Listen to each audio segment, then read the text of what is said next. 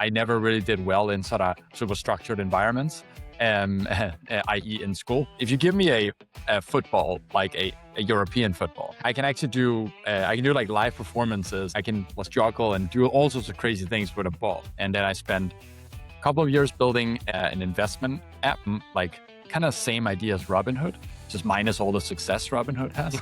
I think that the thing we learned was that it speaks to whether people actually have deep pain on a problem they want to solve, right? The faster you're trying to move, the faster you need to constantly reinvent yourself and reinvent the way you operate. I am by heart a doer.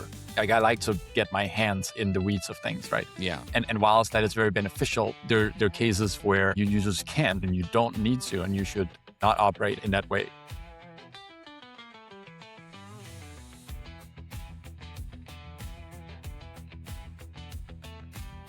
Welcome back to The People Behind the Books, where we talk to people who walked the path you're on and pull out lessons you can use today to build your practice and the career you actually want. I sat down with Lasse Kalkar, the founder and CEO of LiveFlow, and here are 3 ideas from this conversation I really want you to listen out for. The first lesson hit me right away. As accountants, we close the books for our clients and hand them this clear picture of their business every single day. But do we ever do that for our own firm? Lasse's story actually starts with him running a coffee shop and barely knowing his own numbers. It's a good reminder to turn the same lens back on our own practice. The second one is about the grind. You know the work I'm talking about, the repetitive manual reporting stuff that most of us just accept as part of the job. Lasse built an entire company on the idea that it doesn't have to be that way. We get into why the grind is exactly the thing you want to systematize away so you can focus on things that are more important. And the third one is probably my favorite. Lasse shared a lesson that really stuck with me. What gets you from point A to point B usually isn't what gets you from B to C. That scrappy do-it-yourself approach that gets a firm off the ground, it's usually not the thing that scales it. And sometimes growing up as a firm means bringing in help instead of trying to do every single thing yourself. All right, let's get into it. Lasse, I'm really excited to have you here. Thank you so much for joining me. This is especially exciting for me because we go way back. Lasse and I worked together at the previous company I was at. I used LiveFlow, and I was I would like to think one of the biggest contributors of feedback to LiveFlow. Yeah. So give me the 60-second introduction. Yeah, sure. And thanks for having me. I'm honored to be on the show, and I haven't done many podcasts before, so I will try my best to be interesting. You're doing great already. It's just an excuse to get people to hang out with me. Honestly, that's really why I do this. So, Fair and enough. if we have a good conversation that people want to listen to, even better. Sure. So that sounds like a smart move. I'm from Denmark, as you can maybe hear in my accent. I grew up in Copenhagen. I spent basically my childhood there. I was always very much into sports and soccer, so I played that a lot as a kid. I was always super interested in entrepreneurship, and I think since I was maybe 12 years old, I always had this idea of like, hey, I want to start a company. I always loved selling things. I was always the one that was doing that with my friends and so on. And I was very, very set very early on in my life on that I wanted to to build a company and to go that path. I never really did well in sort of super structured environments, i.e. in school. And actually went to high school. I dropped out of high school, never went to college. And since basically 16, I have not really attended sort of formal school in the way we know it. And my school has been to start things and to learn from that. And so, very long story short, I moved to the U.S. When I was around 19, and landed in New York, and then I've been on some various journeys since then. And now we've been running, LiveFlow for the past 4.5, 5 years now. And ultimately, what we are trying to do is really to help companies to make it easier to manage their finances overall. And our objective is really to like transform all of this tedious and manual work that accounting and finance teams they do quite a lot when they're closing and managing the books, um, into processes that are automated and smooth and are streamlined. And the idea for LiveFlow really just came so much out of just personal pain from prior companies that I did, and because I don't actually have formal, I don't have a formal accounting background, um, and I had to learn the hard way, kind of how to uh, go about things. That's really cool. So you're growing up in Denmark and you have this vision. You're like, okay, I want to start a company. I want to make change in the world. And you looked up at the sky and the clouds formed into the word accounting, bookkeeping, and you heard a voice ringing and said, "This is my calling. I'm going to make the best workflow accounting bookkeeping solution possible for people out there." So like at what point in that journey, and I'm curious to hear more, like, you obviously are a very self-driven person. You're the CEO of the company now. You've had many different initiatives. At what point in that journey did you find this specific genre, I'll call it, of accounting, where you were like, hey, I Sure. found this problem and I want to be the one to give the solution? Yeah, yeah, it's a great question, and yeah, I think to your point, like, it definitely was not that I just woke up and like, the accounting it is like from day one, but Now, like certainly, some of us though, people listening to this are like, "What are you talking about?" I grew up, yeah, exactly. I I mean, grew up doing accounting. I didn't play with toys as a kid. I just played with debits and credits. yeah, I mean, I That's think only some of us though. you probably got born with a ledger book in your hand like Yeah, right away, right? exactly. So no, yeah, so my path was different, right? And so basically it goes back to what I was doing earlier in my life, and so I had basically I did a couple of different things. I started when I was very young. We started a business around this thing about that I was had a huge passion for, which was basically like it's called soccer tricks. And essentially what it is, like if you give me I actually don't know if you know the story, but if you give me a football, like a European football, right, like A a soccer round ball. football, Okay, for yes, all the Americans, not yes, a not this soccer one, ball. yes, the for me the real deal. But The anyways, real football. Yeah. yeah, um, I can actually do I can do like live performances. I can sort of juggle and do all sorts of crazy things with a ball. And my skills right now may be slightly rusty, but nevertheless, the I did this a lot as a kid and or as a teenager, and me and a couple of buddies, we basically built this company around it. And so when we were 15, we got hired by like really like cool brands. Like we worked for Mastercard, we worked for Heineken, we worked for Adidas, Red Bull, like a lot of cool brands that were basically sports related. Um, so they would hire us to come out and steer, or sorry, and come out and be in commercials, right? They would do a TV commercial. They needed a bunch of people that were like good at this thing, and the market for this, in Denmark at the time, there was like maybe 10 people that could do this. So you kind of had the whole market for yourself, pretty much, because it's a very niche. Like if you talk about niche, this was like the niche of the niche of the niche thing to do. Yeah. But so we turned it into like a company, and we got hired by a lot of people. We started like back then. I had no idea that the idea of cold emailing was actually like I was doing cold emailing to shopping malls when I was 13, asking if they wanted to hire me to come out and do a performance for 50 kids or so. Okay. So it turned out I was doing actual outbound sales from back then. But Nice. And you didn't so realize it because for you, it was just natural. You were like, "Hey, I have this talent. I can do yeah, these awesome football tricks and yeah, soccer exactly. tricks." And you were like, "Hey, wouldn't you want to see this? It's so obvious." Yeah, exactly. So we made some good pocket money back in the days. And, if you could get paid to go out and do that, which was your passion, which was just like awesome. But meanwhile, that I was still, doing all the jobs I could also like of, delivering newspapers, cleaning things. I worked at restaurants a lot.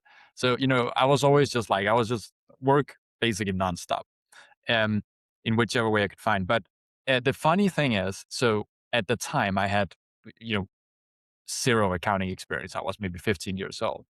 But one of the co-founders in the company, Tobias is his name, he was studying accounting at the time. And he actually has been working for PwC now, I think, for like I don't know, 15 years or something. Like I don't know, it's great. Like he's been there for like a very long time. And he was taking care of the books. And like honestly, I think the only reason why the company is still around is probably because he was in it.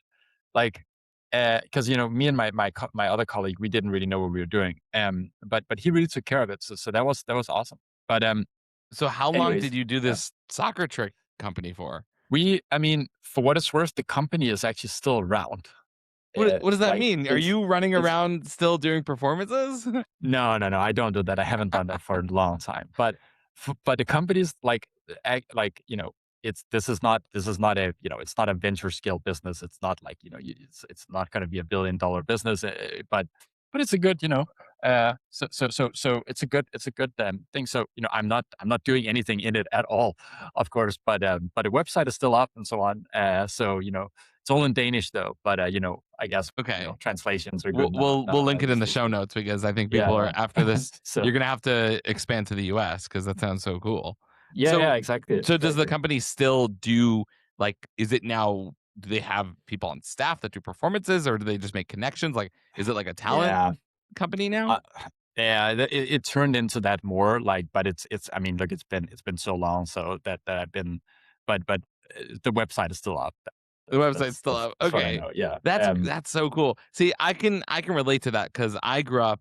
Some people know I'm a musician, and I grew up playing guitar in a band. And when I was in high school, that was really my first introduction to like to business because I remember like we it was me and three guys from my high school, so four guys, and we did a bar mitzvah for like $300, and we split it between the four of us. And I remember afterwards, besides the fact that splitting $300 between four people is a little complex, especially for us teenagers, it was just my first look at like negotiating, like you said, like sales and like getting introduced into that world and pricing and like competition and equipment and having although back then I don't think I recorded anything properly. It's a Yeah. little embarrassing being the tax accountant I am today, but looking back like those skills were I was developing those early on. So that's really cool. So okay, so you started out, you were doing these performances, you're traveling around, super popular, and then where did you go from there? So I did a bunch of different things in between. So the long wheeled way of cutting it down a bit here is at 18 I bought a coffee shop in Copenhagen, and I started that. And I had a lot of fun doing it, super hard work. But basically, I worked a lot in the restaurant industry when I was a teenager. Any jobs I could take, I would do it. I found it very fun. Actually, I thought it was really really great. So, anyways, I got my eyes on this, and I made a decision in basically 2 days to say like, hey, let's do it. Let's roll the dice, as I like to say. Um, so I ran this coffee shop for about a year and a half, 2 years. And, what I learned was like, unless you're really, really good at it, like it's better to be a customer than an owner of a hospitality business. Because, gosh, these businesses are tough to operate. Like, I this can is, imagine, yeah. like, I mean, I gained so much respect for it, because it was a small thing. I was new to it.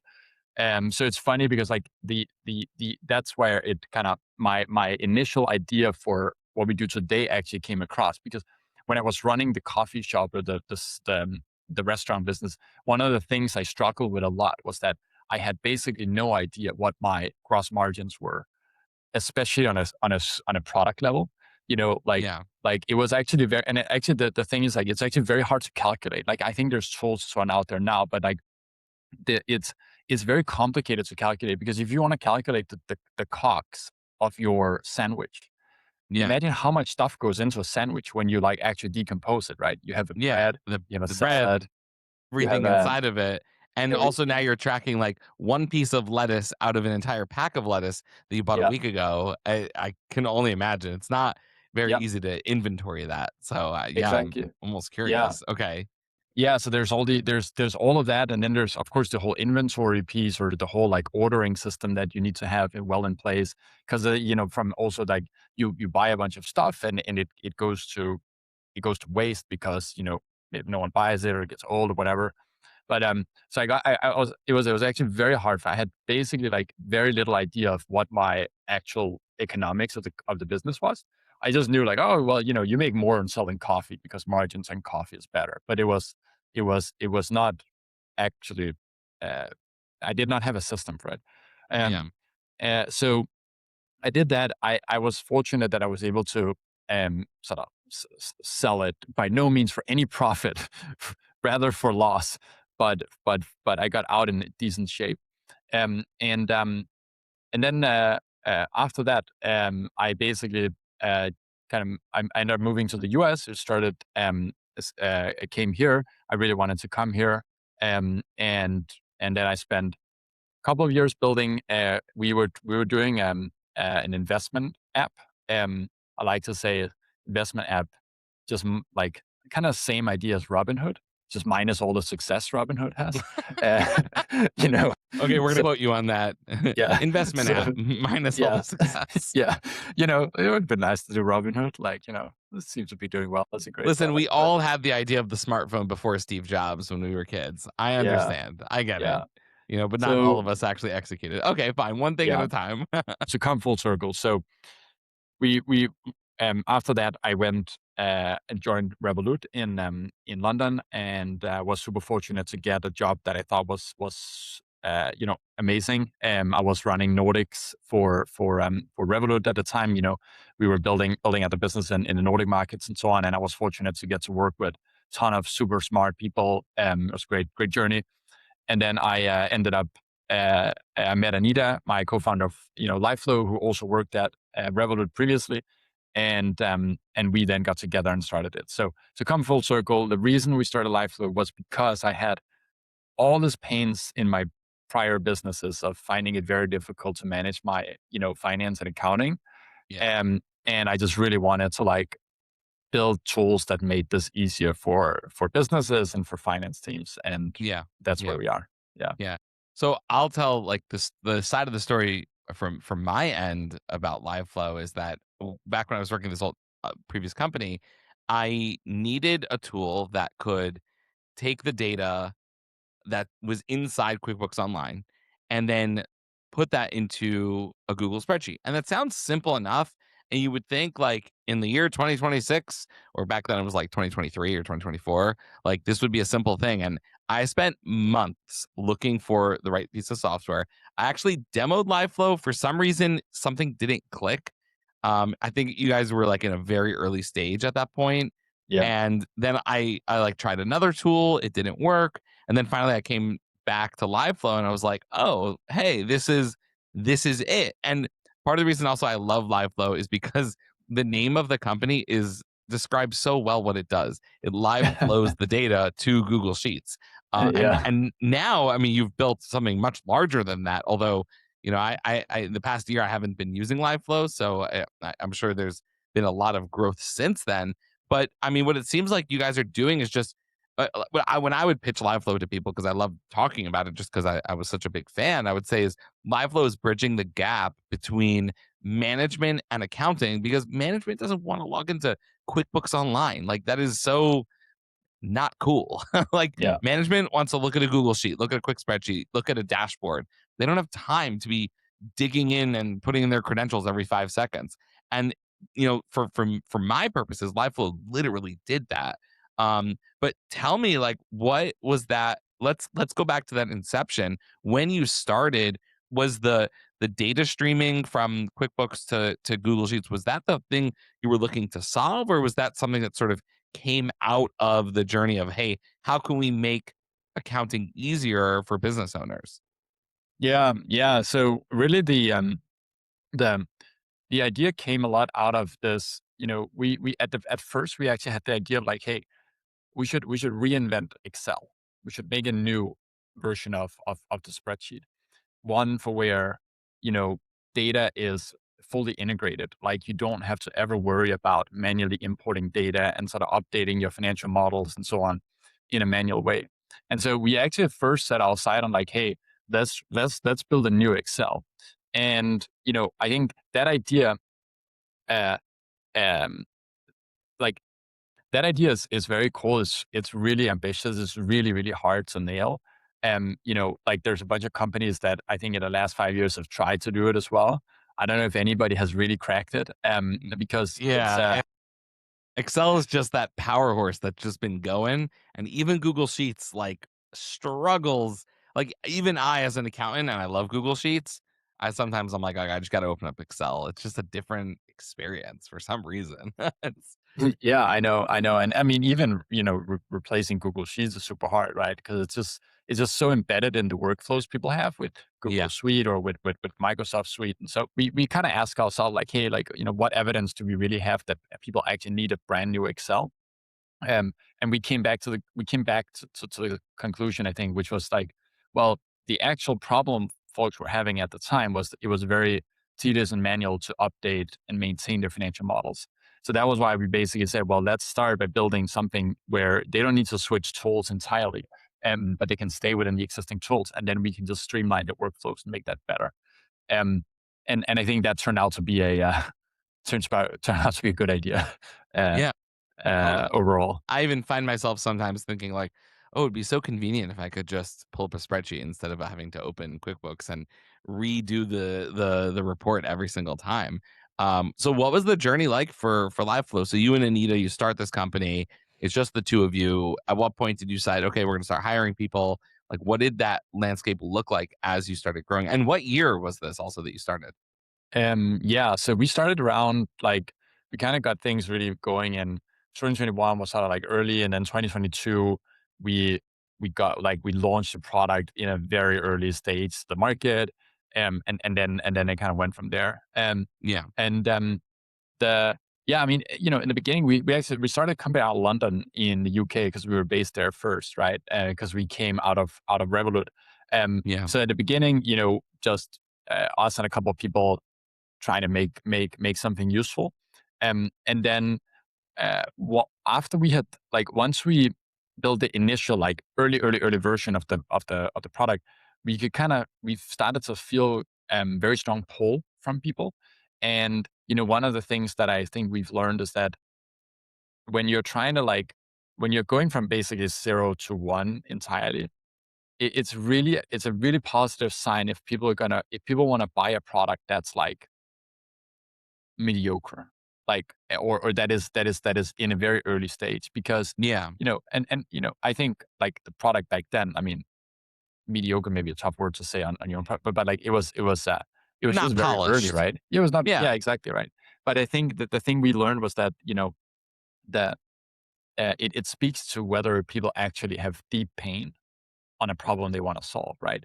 And so I think like one of the learnings we had is like you really want to ask, especially now, like I mean now it's like so much easier to build software, right? I think you really just want to ask yourself, what's the minimum version of a thing you can make that's gonna make someone buy it? And even like sometimes just no product is also even good as a very early start, right?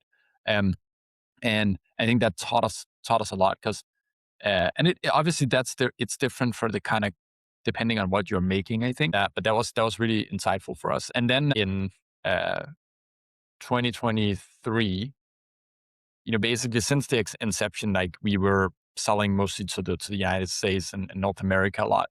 And we first off, we wanted to come back. I wanted to come back to the US and be here, but um, the the the it just made a lot more sense to build the whole go to market org in the US, and therefore hmm uh, we we started by bouncing around from like various WeWork offices back in the days in New York, and then yeah, nice. we decided to build a team here. So yeah, it's been a lot of fun and a lot of interesting learnings.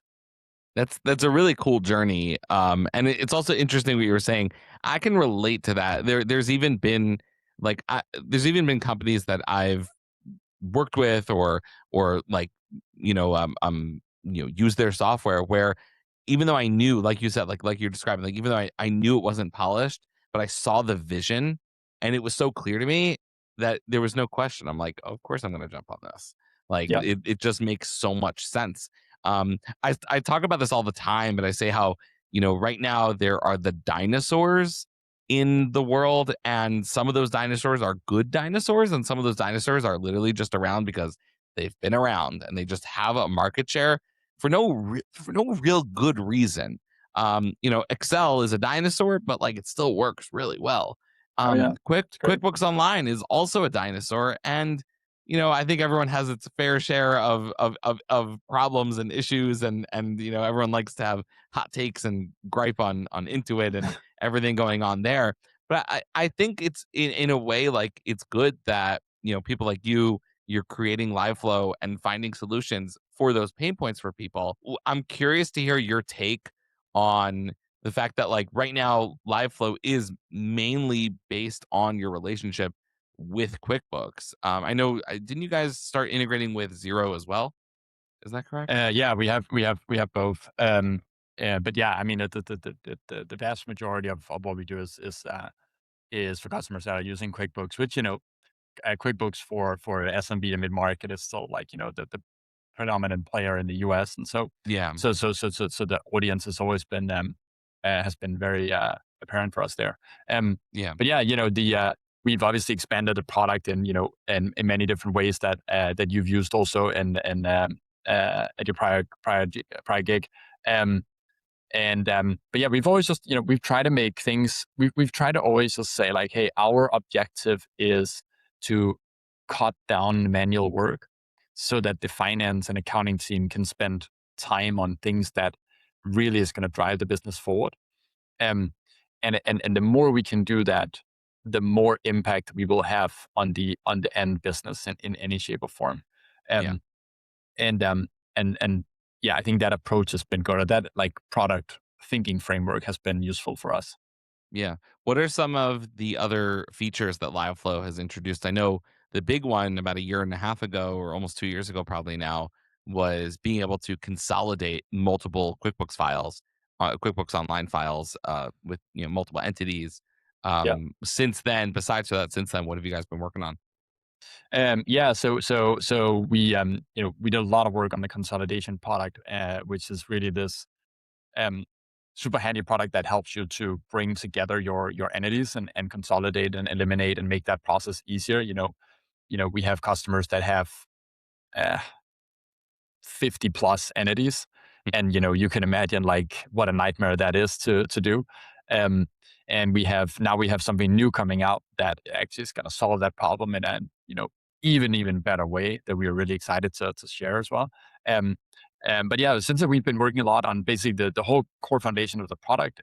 We've been working on our budgeting and forecasting module that we have, um and a lot of other things. So, but yeah, now we are like, the whole we're very excited for the next thing we'll do, which is essentially that the whole idea of actually like having to consolidate should sort of somewhat disappear.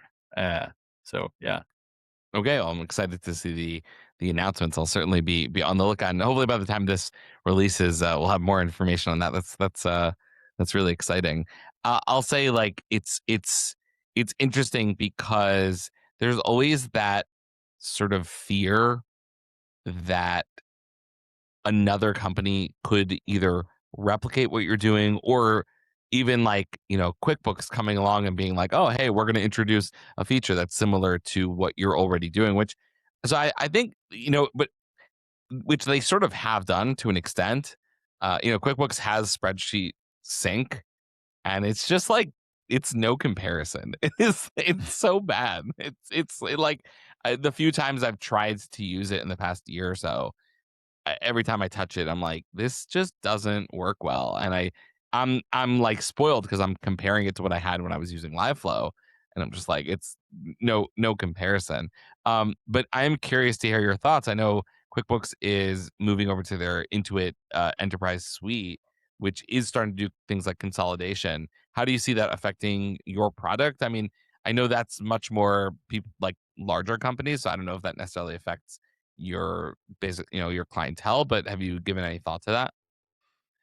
Yeah, definitely. I mean, it's I think our space is always competitive, and there's always a lot of interesting tools out there. I mean, we to be honest, like we just try to be like very close to our customers, and we try to be extremely close to what are the pains that they have, and then we just kind of build from there.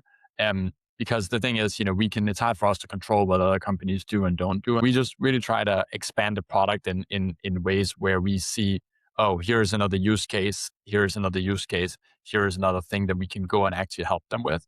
Um, and I think as long as you keep doing that and you do that well, that will compound over years. our thoughts are like, can we try to do the things that we can control, right? Which is like talk to our customers, talk to more potential customers, understand their pains, and then ship great products as fast as we possibly can to solve for those pains. Um, and so we just really try to focus on that, because ultimately, we cannot really control what company X, Y, and Z they do. Obviously, QuickBooks going more into the enterprise or mid-market space with their offering is a interesting sign. I think that they're seeing where the market is going. I mean, like where I was previously, we talked about this all the time, where it's like, are you doing this as a side quest or as a mission? And if you do something as a mission, well, then there's no question, like, of course you're going to be successful. If you have a larger company doing something as a side quest, well, it's not going to last that long, because to them it's a side quest. It's something they're just doing to solve an issue of, maybe like, hey, we want to make sure to keep market share, but they're not actually looking to solve the problem, or the pain points that customers are. I want to talk Definitely. about the day-to-day realities of what it's like for you running a company, not just like obviously running a company, with employees, and internally you have a lot to deal with, but you're working with business owners, accountants, internal accountants, like inside companies, some small, some larger. Tell me what that's like on a day-to-day basis, where you're having to navigate, I'll say, all the intricacies of dealing with people, but also people with things that are really important to them, and the investors that that are looking at that financial data that your software is helping create. What's that like? Tell me a little bit about that. There's a lot of context switching that I need to do a lot, and so I try to navigate that the best. I don't think I think from an operational standpoint in running a company, I don't think I necessarily have the the the the golden nugget to how to do it. I think like I am like many other founders, so just always trying to figure out um what to do in the next path or the next journey. One of the things I learned over the years, which was actually very, very useful advice I got, was like how the way you operate from A to B may not or is very unlikely to actually take you from B to C. And Hmm. and so I think one of the things that's very difficult that you need to constantly have in mind as when you run a company is that you need to basically sort of unlearn things that have gotten you to a certain stage. And as a result, like that is very hard for the brain to do, because when you have, say, you've done all of these activities to go from A to B, and they Yeah. have been the great activities for you to do, right? And then now you're trying to go from B to C or C to D. But now Yeah. all the things that the way you were operating may not be actually very beneficial to you. And I think in my mind, I still struggle a lot with comprehending that constantly. And really, the faster you're trying to move, the faster you need to constantly sort of reinvent yourself and reinvent the way you operate. And this very much goes to the way you operate in a day to day, right? Which frankly, for me has been and still very is a very it's a hard challenge, because I am by heart a doer. Like I want to do things. I am not the best person. I don't necessarily want to just like I like to get my hands in the weeds of things, right? And whilst that is very beneficial, there are cases where you just can't and you don't need to, and you should not operate in that sense, in that way, right? um so that's one of the biggest things. And then I would say like it's been very interesting, because we sell to both, like we have customers that are business owners, as you say, that are finance teams, like CFOs, VP finance, etc. And we have the accounting firms, right? And each of these business groups sort of operate in a slightly different way. They have unique needs that they need to fulfill. They have unique problems, and they have unique ways. More importantly, they all have different ways to look at financial data. And so one of the interesting product challenges we've had to solve quite a bit is how do you make it easier, not just for the finance team to know the business metrics and give it to them in the way that they need, but how do you also translate that info into something that the management team or the business owners can easily comprehend? Because that that audience is not so much in the weeds of all the details on the on the GL accounts as much, right? So that's been a very interesting challenge to navigate. It's funny because a little bit of what you mentioned there, someone once, I heard somebody say this once, where they were saying how it's in a way easier to grow a larger company than a smaller company, because when you're growing a larger company, you have certain limits. When you're growing a smaller company, you think, oh, I could just do everything myself, and meanwhile you end up walking, not running. And if you're growing a Yeah, larger company, like, oh no, I need to give out certain work, to other people. And so, like, in a way, it's almost it's almost easier. It sounds totally counterintuitive, yeah. and that's really cool. What's it like on a day-to-day basis? Are you dealing with customers? I'm sure. I know from my experience, you were pretty involved, but like, what's that like? Are you making sure to like Yep. be involved with customers and in that back and forth? Yeah, I mean, the basically like I try to spend the way I try to spend my time is really like as much time as I can physically possible with the customers that are already using LiveFlow, or with people that would like to have as customers. And I think that is by far the best way that I get a pulse on what's happening. And I don't think you can ever outsource it. Like it is just there's so much value in doing it that it would be detrimental to the business if you thought that you can like go and sit in some boardroom on the 49th floor of the building and never see what's actually happening down Yeah, on the street, right? yeah, So I do that constantly. I have just today, I think, I mean, we can look, I think I have 4 customer meetings just today. that's uh, awesome. uh, and yeah, and then frankly, this is also where I get the most energy out of. Like I really find it super fun and interesting to talk to someone, understand their workflows and their pains and what they're going through, and then figure out a solution to that. I think it's super fun, and we do a lot of it in person also. We do we go wherever our customers are. So I've been to you know almost all states in the United States by now, which is cool. Wow, that's I think awesome. so. I've seen a lot of different parts of the country, which is awesome. That's really cool. But it's, and I think like, so I really encourage people to do this in person, because the thing is, like, I mean, when you Zoom is great for surface, like for key surface level insights, but when you go in person, you just see it from an entirely different angle, and you can see everything that's going on for them. Yeah, yeah, Um, so I find that extremely, like, I think it's probably that's the one of the things I get the absolute most energy out of doing. So totally. um, yeah. Totally. That's next time I'm in New York, I'm gonna visit the office and I'll bring a soccer ball with me so you can perform Please do. some Yeah, so some you can some get a tricks. performance. Yeah, Yeah, exactly. I shall try my best. that's See if I great. can So impress you. So yeah, I know LiveFlow is mostly towards business owners, or like internal accountants. Are you guys gonna be doing any work specifically, or do you already do any work specifically with accountants that have lots of clients?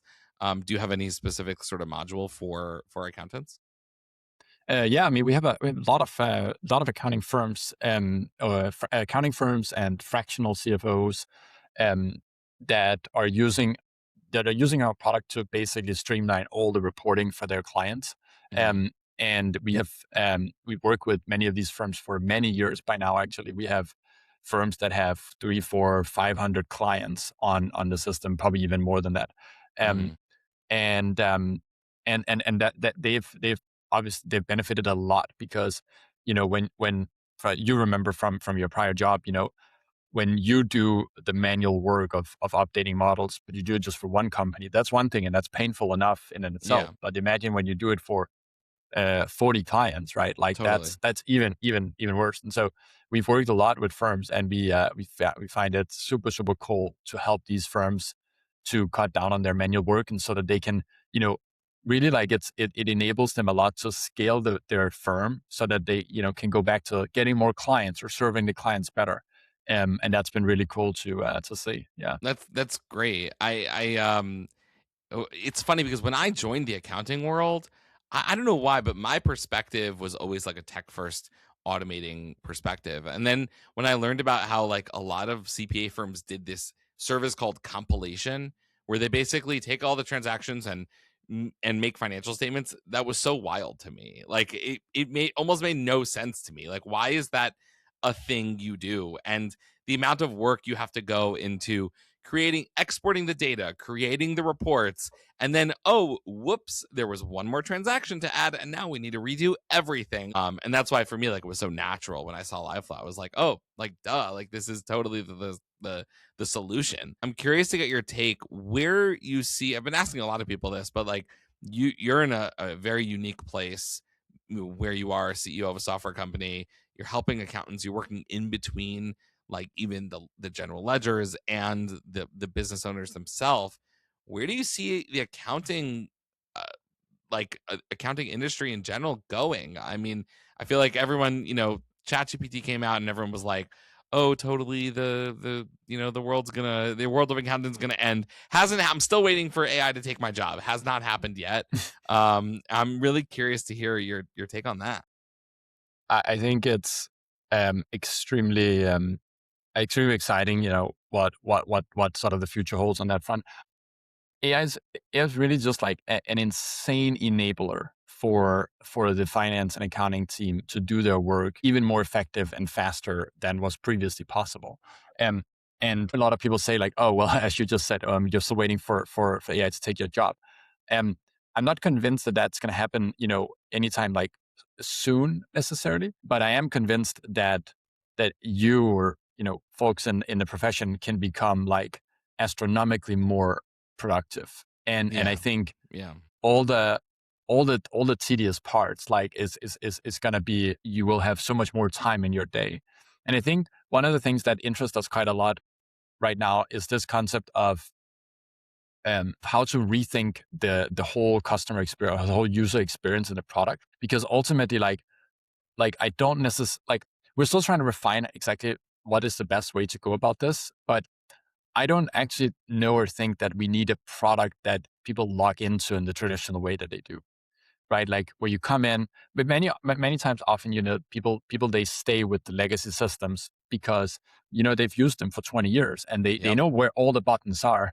Yep. They may find it difficult. They may find them hard to use, especially when those companies change their navigation, and no one can find a new thing. But I generally think that we should like we can the platform for accounting can be much more simplified.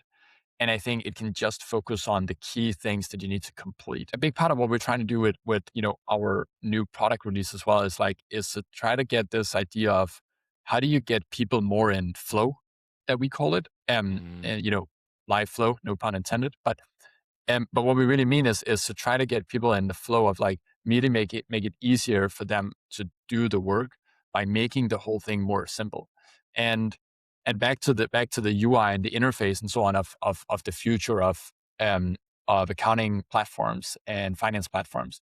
Like I generally think, like, as we can see now, the whole people are getting so much more familiar, or it's getting such a big part of everybody's life, I think, now, that the UI is not necessarily, a standard table with a bunch of buttons you can click and filter and sort and all that stuff. But the UI is becoming a lot more on, hey, the UI is becoming much more about, hey, if you had hired another person to help you with your work, how would you communicate with them? Well, you would maybe call them, or you would text them, or you would Slack them, or whatever you Yeah. use, right? Yeah. And I think I think that's very interesting. And then I think the finance teams and accounting teams are going to really have to learn back to reinventing yourself, right? We all have to kind of do this. And I think people will have to learn this idea that their job their job will become to orchestrate other things. Their job is no longer going to be to just, hey, sit and crunch everything yourself, because that way you have a limit. The problem is, like, you still need to sleep, right? Like, like that you have a constraint. But I think it's about getting really good at saying you're the accounting architect. That's what we like to call it. I like that. I like that. Yeah. So I think that's going to be really cool to see, and we really want to like try our best to not just like give people better tools, but help them to work in new ways. That's awesome. Okay, We are up to the segment of the show where I ask a bunch of rapid fire questions to learn a little bit more about Lassie. And these are very high stake questions that are super important, and hopefully you won't take any of them personally. Are you more tea or coffee? Okay, well, coffee. I drink a lot of that, so yeah. A lot of coffee. I mean, I had okay. a coffee shop. I had a coffee Right, shop. I you mean, I should literally do had coffee, a I coffee guess. shop. So, by the Yeah. way, you know, about the coffee shop, one thing I was thinking earlier was you guys were like, nowadays everybody's, you know, the trend is to vibe code. Back Mhm. then you were vibe businessing, which is literally what it was. Like, for some reason you Sure. can run a business much more on vibes because there's like a lower barrier of entry, and now Yeah, that's a good similarly point. code has created a much more lower barrier of entry, and that's why Yeah. people can do it. That doesn't mean they're doing it well. The same way, you know, anyone can run a business. That doesn't mean they're doing it well. So I thought that was funny. Vibe businessing. I'm gonna coin that. I'll take that. I'll Yeah. take that. Are you more of a morning person, night person? Night for sure. Night Yeah. person. Okay. I don't like early morning meetings. So yeah. No early morning meetings. Okay, good to know. I mean, I'll do them, but you know, Do what like you that's gotta why do. when I'm in the Bay Area, like those 6 a.m. meetings, they're tough. So, but right. you know, Oh yeah, I can imagine. Dark mode or light mode? Light mode. Light mode. Okay. Now this next question Yes. is gonna be interesting. Mac or Windows? Oh yeah, that's interesting because of what we do. Mac. Mac. No, well, the reason I said it was interesting was because usually everyone that's dark mode is also Mac, and you're light mode with Mac. So that's I don't know what it is with the dark mode. It does something to my eyes. Like, well, because then it I creates don't a know. lot more contrast. Because then if you look at Gmail or Google Docs, which does not convert to dark mode, then it just ends up messing with your That's your eyes. So I'm Yeah. with you. I don't use dark mode that often, but when I do, it somehow never really works well. So yeah. Okay, this is an interesting one that I ask all my guests. Oxford comma or no Oxford comma? That's the okay. That's What's the that? comma. If you're writing a list, you know, Yeah. this, and this. So it's the comma before the and. Oh, got it. Oh, okay. Good. Well, Listen, guess- you dropped out well- in high school, so like maybe we could skip that My- one if you want. well, I guess I think, is it right that the correct way is with a comma before and, right? that is the argument that I'm presenting right now. Okay, got it. Usually Well, I tells think a lot about people. They're very passionate about their. I should comma check my before the end. emails because I think the way I write them with the comma before. Yeah, I Okay. think that's the way I've been. I think that's correct.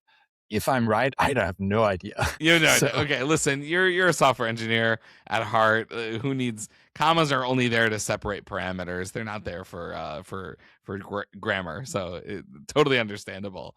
Okay, and when you're not doing soccer tricks or football tricks and Yeah. building software, working with customers, what are you doing for fun? What does Lassie do on a weekend to relax? Unless maybe that doesn't end up happening usually, but when it does happen.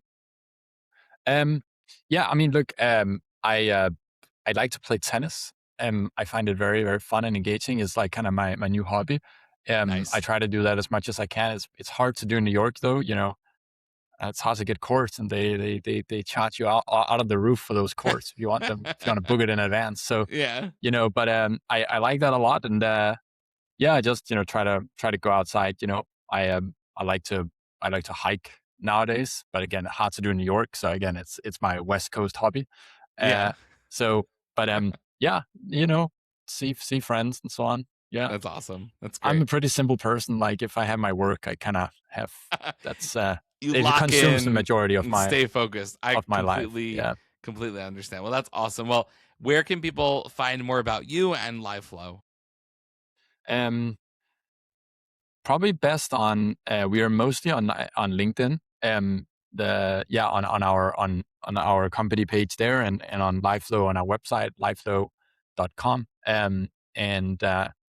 Yeah, that's amazing. that's about it. We'll link that in the show notes. Lasse, thank you so much. It's so great to catch up, so fun to hang out, and I wish you, LiveFlow, much luck in all the future endeavors. And we're really excited. We're gonna be on the lookout for all the new exciting announcements. So let's bring it home. 3 things I want you to take from this conversation with Lasse. 1, the same way we give clarity to our clients, we need to slow down and give our own firm equal treatment. Spend time figuring out what's working for your firm and possibly what you need to improve. 2, the manual grind isn't the job. It's a means to completing the task. The more you systematize, the better you can get at accomplishing what needs to get done. Better for you and better for your client. And 3, what worked out when you were just starting out may not be what's working out now.